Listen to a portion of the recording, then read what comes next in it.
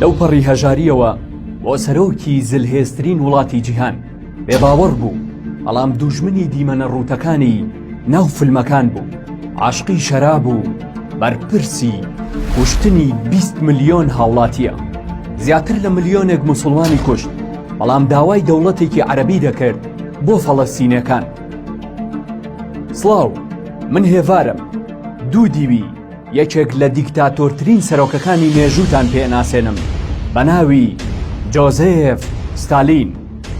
جۆزێف ستالین دامەزرێنەری ڕاستەقینەی یەکێتی سۆڤیەت، ناوی تەواوی یوسف ویسارینۆڤیچ جۆگاشڤیلی بە ستالین واتە پیاوی پۆڵایی ناسرا کە لە ساڵی 1878 لەدایک بووە.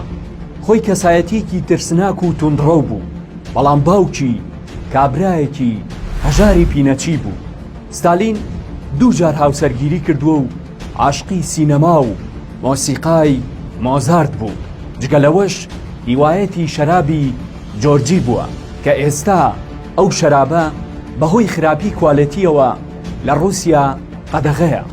ستالین لەبەر بێپارەی وازی لە خوێندن هێنا، بەڵام لە ساڵی 1937 دوای پاکسازی دوژمنەکانی ناوخۆی گەیشتە لووتکەی دەسەڵات. هەرچەندە ستالین ملیۆنان هاوڵاتی موسڵمانی کوشت، بەڵام هەموو پەیوەندەکانی لەگەڵ ئیسرائیل پچڕاند، تەنها لەبەر ئەوەی داوای دەوڵەتێکی عەرەبی دەکرد بۆ فەڵەستینیەکان.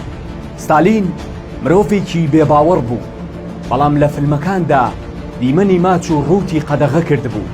تەنانەت پارەی جلوبەرگی فلمەکانیشی دەگرتە ئەستۆی خۆی. جۆزێف لە ساڵی 1928 پلانی ئابووری بۆ کشتوکاڵی هەڵبژاردەیی گۆڕی و بەو شێوەیە یەکێتی سۆڤیەتی بۆ ماوەی 40 ساڵ کردە یەکێک لە زلهێزترین وڵاتەکانی جیهان. تەنها لەبەر ئەوەی ئۆکرانیا داوای جیابوونەوەی لێکرد، گەمارۆی ئابووری خستە سەری و بەو هۆیەوە لە ساڵی 1932 بۆ 1933 ملیۆنان هاوڵاتی ئۆکرانی لە برسان مردن. ستالین دەیویست جۆرێک هێزی مرۆیی دروست بکات کە هەست بە ئازار و ماندوێتی نەکات، بۆیە داوای لە زانای وڵاتەکەی کرد بە ناوی ئیلیانۆف تا سوپای مەیمونەکانی بۆ دروست بکات، بەڵام دوای ئەوەی شکستی هێنا کوشتی. هەندێک ستالین بە ڕزگارکەر و دامەزرێنەری یەکێتی سۆڤیەت دەناسن، هەندێکی تریش بە دیکتاتۆر و بکوژی زیاتر لە 20 ملیۆن هاوڵاتی دادنێن. پیاوی پۆڵاین لە ساڵی 1953 بەهۆی خوێنبەربوونی مێشکەوە مرد و دواتر لاشەکەی مۆمیا کراو. ئێستا گۆڕەکەی لە مۆسکۆیە.